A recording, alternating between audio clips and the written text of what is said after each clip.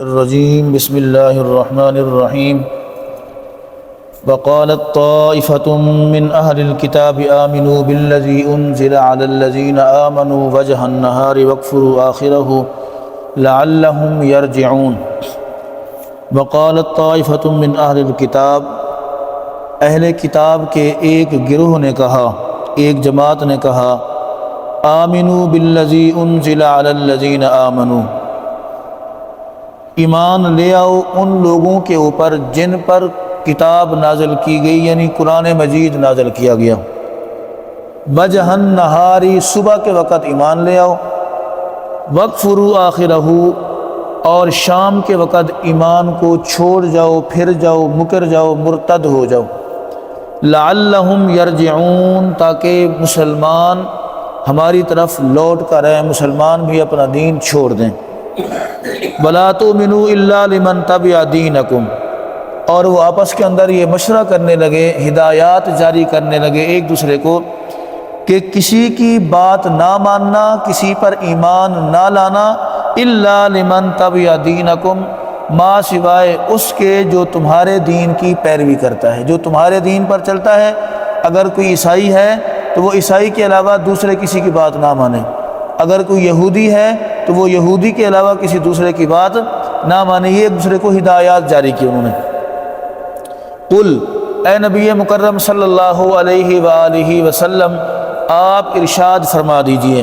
ان الہدی ھدی اللہ، بے شک ہدایت وہ ہے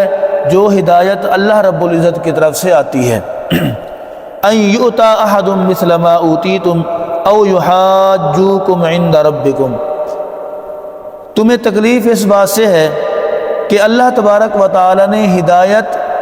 اپنے بندوں میں سے کسی ایک کو اپنی طرف سے عطا فرما دی، یعنی نبی مکرم صلی اللہ علیہ وآلہ وسلم کو اللہ نے ہدایت بھی دی، اللہ نے آپ کو نبوت بھی دی، اللہ نے آپ کو شریعت بھی دی، اللہ نے آپ کو کتاب بھی دی، یہ ساری چیزیں اللہ نے اپنے محبوب کو دی ہیں۔ تو تمہیں صرف اس بات کا جو ہے تکلیف ہے، اس بات کا خوف ہے، اس بات کی پریشانی ہے۔ او یحاجوکم عند ربکم، یا تم یہ چاہتے ہو کہ تم اپنے رب کے ہاں جھگڑا کرو، تمہاری اتنی جرأت کہاں سے آ گئی ہے؟ قل، اے نبی مکرم صلی اللہ علیہ وآلہ وسلم، آپ ارشاد فرما دیجئے، ان الفضل بید اللہ، بے شک یہ فضیلت، یہ مقام، یہ شرف، یہ مرتبہ یہ اللہ کے ہاتھ میں ہے، وہ جسے چاہے دے، جس سے چاہے لے لے۔ یؤتیہ من یشاء، وہ جسے چاہتا ہے عطا فرما دیتا ہے۔ واللہ واسع علیم، اور اللہ رب العزت بڑی وسعت والا، بڑے علم والا ہے۔ یختص برحمتہ من یشاء، وہ اپنی رحمت کے ساتھ جسے چاہے مخصوص کر لیتا ہے، خاص طور پر جسے چاہتا ہے اپنی رحمت عطا فرما دیتے ہیں۔ واللہ ذو الفضل العظیم، اور اللہ تبارک و تعالی بڑے فضل والا ہے۔ ان آیات کے اندر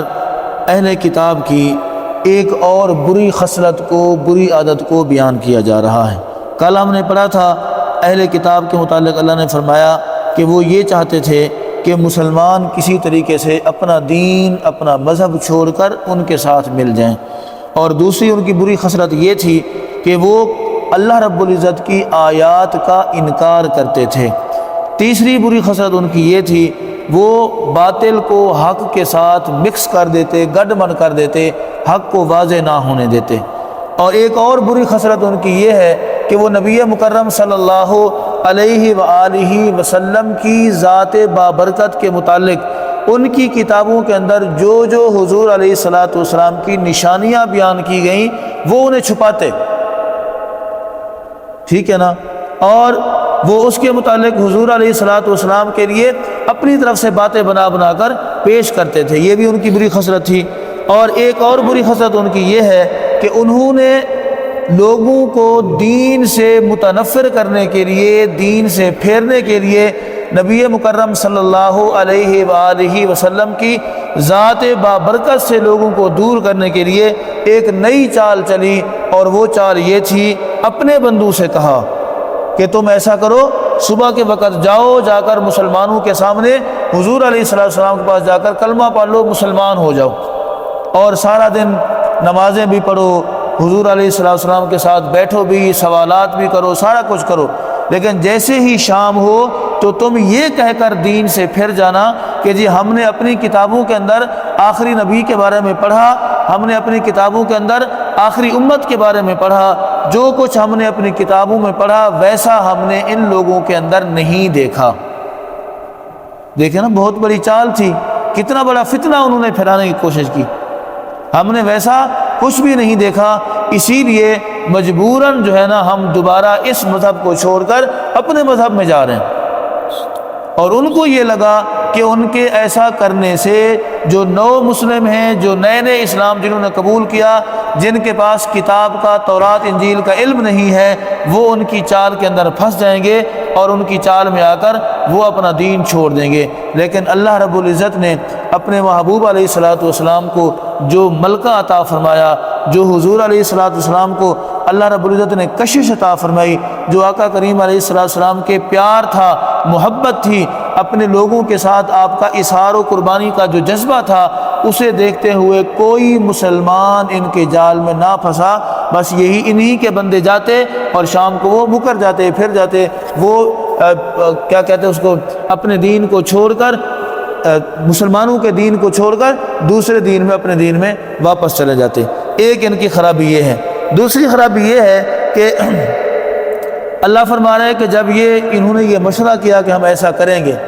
تو جس بندے کو یہ بھیجتے تھے اسے پوری طرح سمجھا کر، پٹیاں پڑھا کر بھیجتے کہ بھی دیکھو تم جا رہے ہو، اگر تم نے حضور علیہ السلام کی بات سن لی، اگر تم نے صحابہ کی بات سن لی، تو تم اپنے دین سے ہمیشہ کے لیے جاتے رہو گے، تم کبھی ان کی بات نہ سننا، وہ تمہیں سمجھائیں گے، تم سنی انسنی کر دینا۔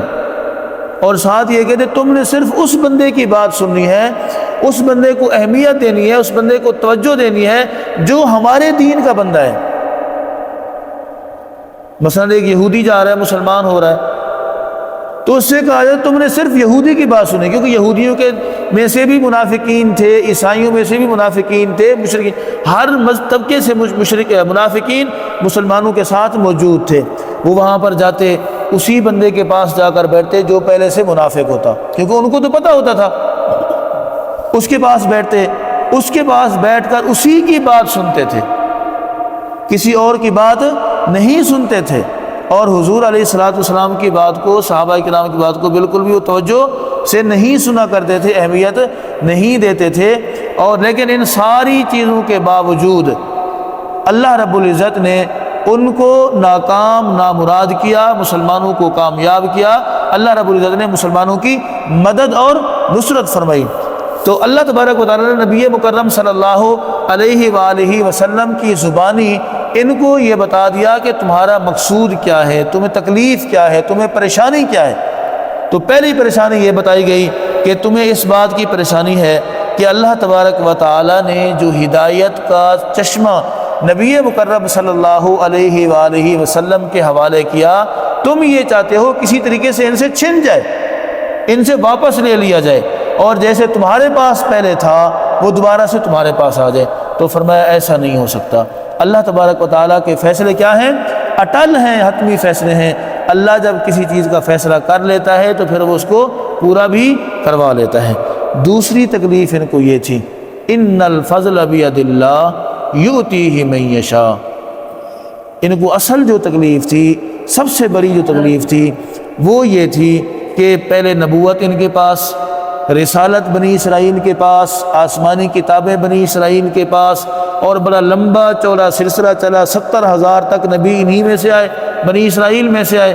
اب اچانک سے اللہ تبارک و تعالیٰ نے ان سے وہ رسالت بھی لے لی، وہ امامت بھی لے لی، وہ نبوت بھی لے لی، وہ شریعت، وہ کتابیں سب منسوخ کر دیں۔ اب اللہ نے فرمایا کہ اب میرے محبوب کا سکہ چلے گا، میرے محبوب کا سکہ جمے گا، قرآن کا سکہ چلے گا، قرآن کا سکہ جمے گا، اب تمہاری کوئی اہمیت نہیں ہے۔ اگر تم میں سے کوئی بندہ شرف حاصل کرنا چاہتا ہے، مقام حاصل کرنا چاہتا ہے، اسے میرے محبوب کے قدموں میں آ کر بیٹھنا پڑے گا، اسے میرے محبوب کی بات کو ماننا پڑے گا۔ اگر وہ مانے گا تو وہ شریعت، وہ فضل کا بھی حقدار ہے، وہ شرف کا بھی حقدار ہے، وہ مقام کا، عزت وقار کا بھی حقدار ہے۔ اگر نہیں مانے گا تو اس کی کوئی ویلیو، کوئی اہمیت نہیں ہے۔ تو اللہ تبارک و تعالیٰ نے ان چیزوں کو بیان فرما دیا، واضح فرما دیا۔ اب